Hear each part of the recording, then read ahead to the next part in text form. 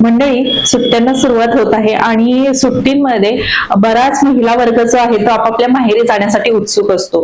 पण माहेरी जाताना त्यांना एक सतत चिंता असते, ती म्हणजे आपल्या पाठीमागे राहणाऱ्या नवऱ्याची. म्हणजे आपण माहेरी गेल्यावर नवऱ्याच्या पोटाचं काय होणार ह्याची चिंता असते. बरेच पुरुष वर्ग सुद्धा असा आहे की ज्यांना भाजी वगैरे तर करता येते, पण चपाती करायची म्हणले की प्रश्न पडतो, चपाती काही जमत. तर आज मी तुमच्यासाठी अशीच एक छानशी रेसिपी घेऊन आलेली आहे, ज्यामुळे हा प्रश्न जो आहे तो सुटणार आहे. आणि तुम्ही माहेरी जाऊन निवांत 4-8 दिवस काय 15 दिवस सुद्धा राहू शकता आणि तुमच्या पाठीमागे तुमच्या नवऱ्याला म्हणजे तुमच्या मिस्टरांना अगदी गरम लुसलुशीत आणि ताजी ताजी चपाती 15 दिवस सुद्धा ते खाऊ शकतात. तर ती कशी, चला तर पाहूयात. तर सर्वात आधी आपण कणिक जी आहे ती मळून घेऊयात. तर त्यासाठी इथे मी गव्हाचं पीठ घेतलेलं आहे. आता तुम्हाला किती प्रमाणात चपात्या लाटायच्या आहेत ना, तितकी गव्हाची कणिक जी आहे ती इथे घ्यायची आहे. तर इथे मी साधारण 8 ते 9 चपात्या होतील इतके पीठ जे आहे, गव्हाचं पीठ ते घेतलेलं आहे. आता ह्याच्यामध्ये आपण घालणार आहोत मीठ. मिक्स करून घेऊयात. आता आपण ह्याच्यामध्ये ना थोडं थोडं पाणी घालून आहे ना कणिक जी आहे ती मळून घ्यायची. आपण नेहमी चपात्यांना ज्या पद्धतीची कणिक मळतोय की नाही, त्याच पद्धतीने कणिक आपल्याला इथे मळून घ्यायची आहे.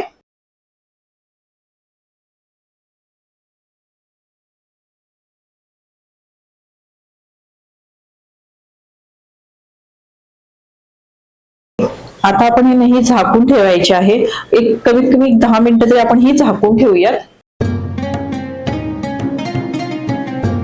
तर ही कणिक जी आहे ती 10 मिनिटांसाठी आपण अशीच मुरून द्यायची आहे. म्हणजे आपल्या चपात्या ज्या आहेत ना ते छान मऊ लुसलुशीत होतात. तर आपण 10 मिनिटं आपण ही अशीच ठेवून देऊया. एक साधारण 10 ते 15 मिनिटं झालेली आहेत. आपण कणिक जी आहे ती मुरायला ठेवली होती. आता आपण चपात्या ज्या आहेत त्या लाटायला घेऊया. तर आपली कणिक छान मुरलेली आहे. आता आपण ह्याला थोडंसं तेल जे आहे ते लावून घेऊया.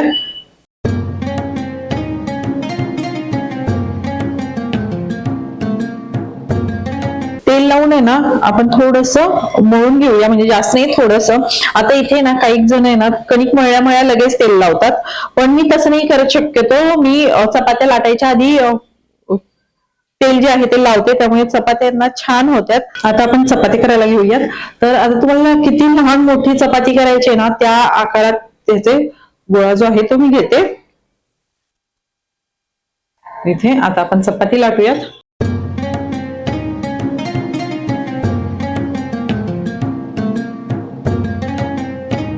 नेहमी ज्या पद्धतीने आपण चपाती करतो की नाही त्याच पद्धतीने आपल्याला इथे चपाती जी आहे ती लाटून घ्यायची आहे. आता ही मी माझ्या पद्धतीने लाटते, मी अशा पद्धतीने लाटते. तर इथे आपली चपाती जी आहे ती लाटून झालेली आहे. आता आपण ही चपाती भाजूयात. आता चपाती भाजताना ना आपण नेहमी ज्या पद्धतीने भाजतो ना तेवढी भाजायची नाहीये. तर ती कशी भाजायची चला मी दाखवते. तर इथे तवा जो आहे तो आपला गरम झालेला आहे. चपाती टाकून घेऊयात.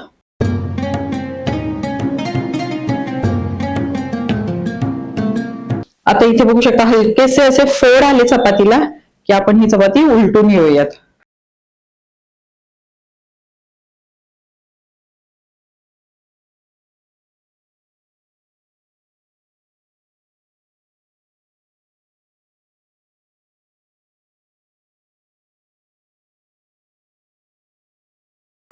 पुन्हा दुसऱ्या बाजूने.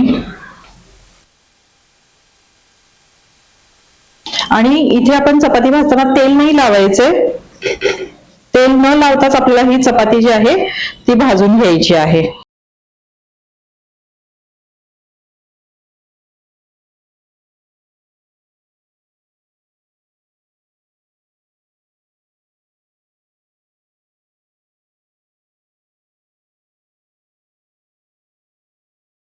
आपली भाजली गेलेली आहे, काढून घेऊयात.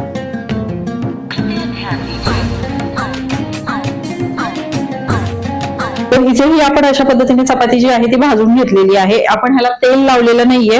आणि इथे तुम्ही पाहू शकता आपण नेहमी ज्या पद्धतीने चपाती भाजतो की नाही जास्तीची, तशी न भाजता हलकासा त्याला असे जरा ब्राऊन स्पॉट यायला लागले, डाग यायला लागले की आपण चपाती ही काढून घेतलेली आहे. तुम्ही बघू शकता. ही अशाच पद्धतीने आपल्याला सर्व चपात्या ज्या आहेत त्या बनवून घ्यायच्या आहेत. आता हे ज्या छोट्या छोट्या मी टिप्स सांगते ना, त्या टिप्स जर तुम्ही फॉलो केल्या ना, तर तुमची सुद्धा चपाती 8 दिवस काय 15-20 दिवस म्हटलं तरी मस्त अशी टिकते. तर आपल्या सर्व चपात्या ज्या आहेत त्या मी बनवून घेतलेल्या आहेत. आता त्या आपण स्टोअर कशा पद्धतीने करायच्या ते पाहूयात. तर इथे मी एक डब्बा घेतलेला आहे, स्टीलचा डब्बा आहे. तुम्ही कोणताही तुमच्याकडे जो असेल आणि जितक्या चपात्या तुम्हाला स्टोअर करायच्या त्या आकाराचा डबा घ्यायचा. आणि ह्या चपात्या सुद्धा स्टोअर करताना आहे ना, पूर्णपणे थंड करून घ्यायच्या आहेत. गरम गरम चपाती आपल्याला स्टोअर करायची नाहीये. पूर्ण चपाती जी आहे ती थंड झाली पाहिजे. आता काय करायचं आहे, तर मी इथे हे एक स्वच्छ असं कापड घेतलेलं आहे. रुमाल वगैरे तुम्ही काही घेऊ शकता किंवा टिश्यू सुद्धा वापरू शकता, पण मी म्हणेन टिश्यू पेक्षा शक्यतो तुम्ही कापड वापरा. आणि त्याच्यानंतर एक एक चपाती जी आहे ती आपल्याला फोल्ड करून बघा अशी जशी आपण घडी घालतो की नाही तशीच हे करून इथं ठेवायची आहे. हे बघा, ही अशा पद्धतीने ही आपण ठेवली की आता ह्याच्यावर परत हे दुसरं, म्हणजे थोडक्यात काय 2 चपातीच्या मध्ये आपल्याला हे कापड जे आहे ते आलं पाहिजे, जेणेकरून काय होतं ज्यावेळी आपण फ्रीज मध्ये ठेवतो की नाही तेव्हा थोडंसं मॉइश्चर सुटतं, पाणी सुटतं बघा. तसं सुटल्यावर आपली चपाती ओली होऊ नये आणि जास्त दिवस टिकावी म्हणून आपल्याला ही प्रोसेस जी आहे ती करायची आहे. प्रत्येक चपातीच्या मध्ये आपल्याला हे अशा पद्धतीने कापड जे आहे ते ठेवायचं आहे.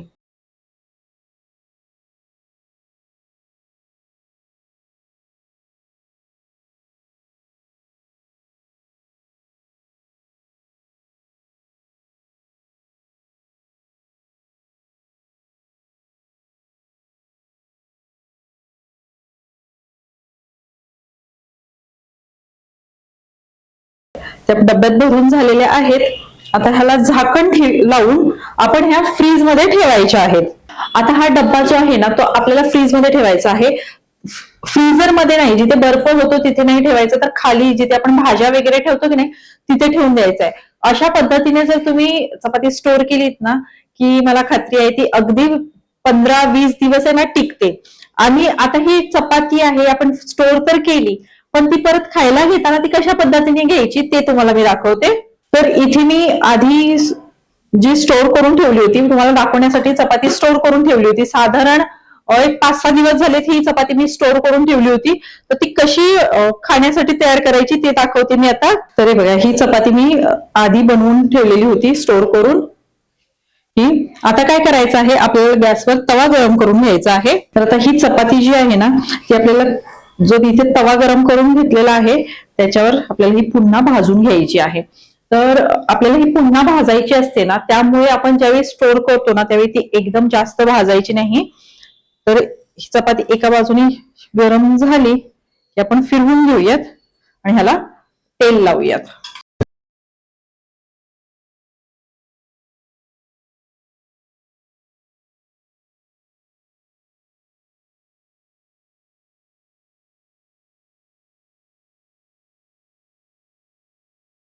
2 मिनिटात आपली चपाती खाण्यासाठी तयार झालेली आहे. तर आता आपण ही चपाती जी आहे ती काढून घेऊया. तरी बघा, ही आपण स्टोअर करून ठेवली होती. जवळजवळ एक 5-6 दिवस आधी मी ही स्टोअर केलेली होती. ती चपाती बघा पुन्हा अगदी नरम, तुम्ही बघू शकता अगदी ताजी केल्यासारखी ही चपाती जी आहे ती तयार होते. त्यामुळे तुम्ही अशा पद्धतीने नक्की चपाती बनवून स्टोअर करू शकता. तर मग तुम्हाला आता सुट्टीसाठी 4-8 दिवस काय 15 दिवस जरी जायचं म्हटलं ना तरी घरच्यांच्या खाण्याची चिंता करायची काहीच गरज नाही. मी जे तुम्हाला दाखवलेली आहे की नाही चपाती स्टोअर कशी करायची, त्या पद्धतीने जर तुम्ही केलीत ना तर ती 15 ते 20 दिवस आरामात टिकते. फक्त ज्या मी छोट्या छोट्या टिप्स सांगितल्या आहेत ना त्या लक्षात ठेवायच्या, की चपाती भाजताना आहे ना त्याला तेल लावायचं नाही. कारण ते काय होतं, जर आपण तेल लावून ती स्टोअर केली ना तर तेलाचा वास येऊ शकतो, त्यामुळे ते लावायचं नाही. आणि दुसरी गोष्ट म्हणजे भाजताना पूर्ण भाजायची नाहीये, कारण की आपण ती पुन्हा भाजत असतो.